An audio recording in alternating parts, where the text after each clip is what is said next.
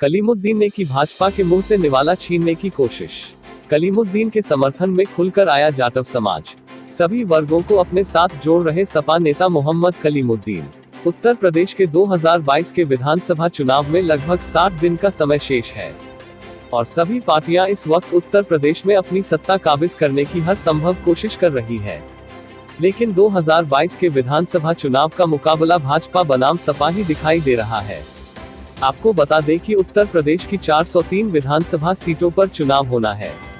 अगर बात करें बरेली जिले की तो बरेली में 9 विधानसभा सीटें हैं, लेकिन इन 9 सीटों में सबसे महत्वपूर्ण सीट 124 शहर ही मानी जाती है और इस सीट को भाजपा का गढ़ भी माना जाता है, क्योंकि आजादी के बाद से इस सीट पर कांग्रेस और बीकेडी के प्रत्याशियों ने ही बाजी मारी थी।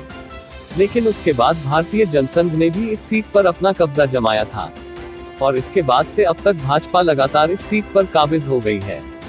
लेकिन 2022 के विधानसभा चुनाव में इस सीट के समीकरण बदल सकते हैं, क्योंकि इस सीट से समाजवादी पार्टी के टिकट के लिए आवेदनकर्ता मोहम्मद कलीमुद्दीन अपनी पूरी मेहनत से इस सीट को जीतने की जोर आजमाइश करते नजर आ रहे हैं।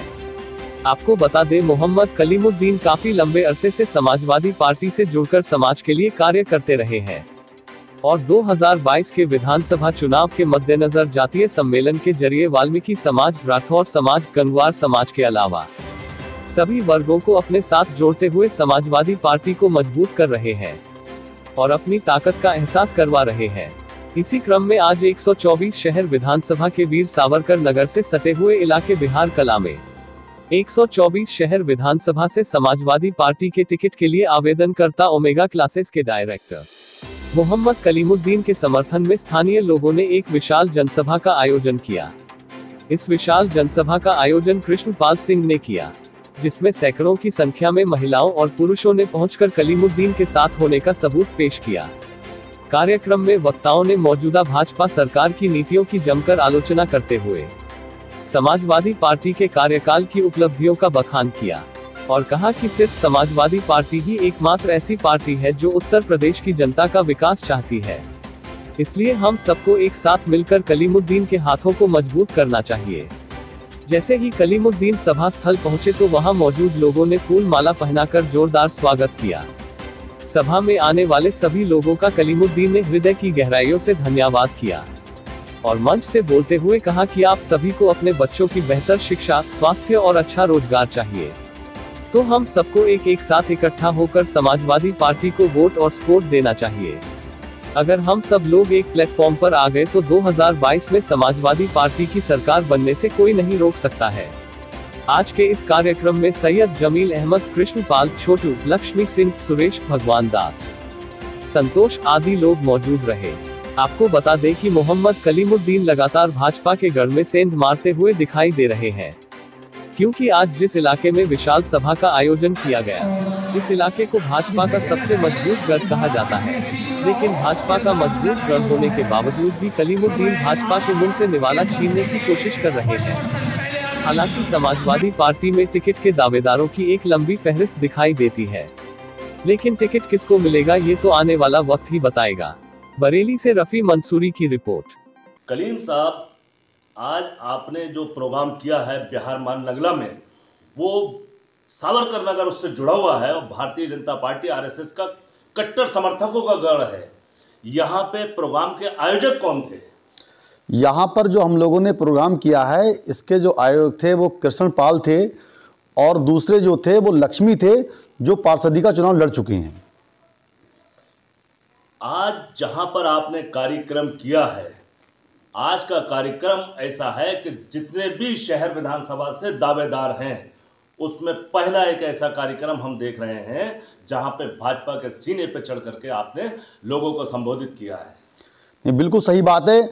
और जहां हम लोग प्रोग्राम करके आए हैं वो प्रोग्राम ऐसी जगह पर है जहां पर बीजेपी का पूरा गढ़ माना जाता है, अंबेडकर चौक कहा जाता है उसे।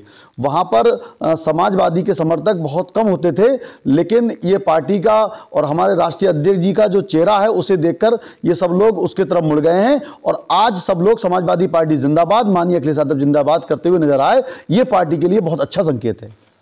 आज के आपके कार्यक्रम में बड़ी तादाद में जाटव समाज के लोगों की उपस्थिति, इसका श्रेय किसको देना चाहेंगे आप?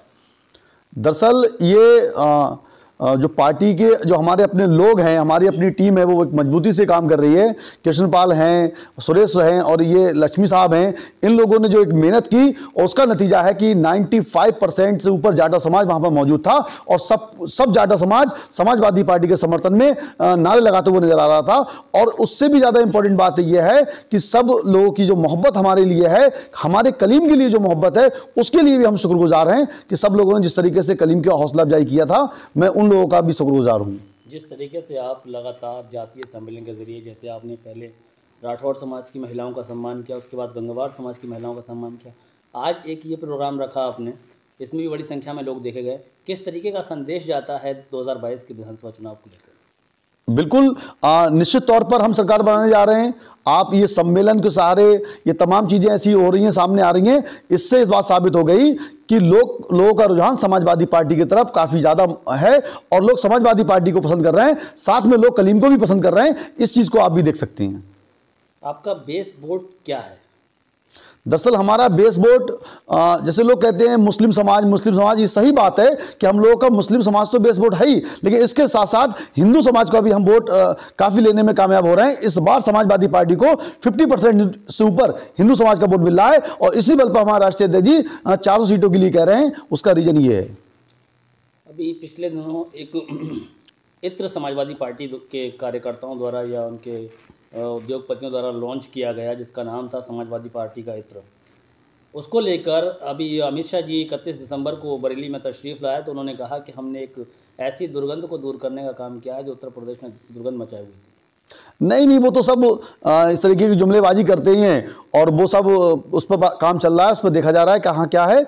वो तो इस चीज़ का विषय नहीं है। और समाजवादी पार्टी जो है वो हमेशा ईमानदारी का काम करती आई है, वो हमेशा अच्छा काम करने के लिए जानी जाती है। और बीजेपी जो है जुमलेबाजी की सरकार है, वो तमाम ऐसे मुद्दे लाना चाहती है जो हमारे डेवलपमेंट से डाइवर्ट हो सके, उन पर काम करती है, निगेटिव राजनीति करना चाहती है वो।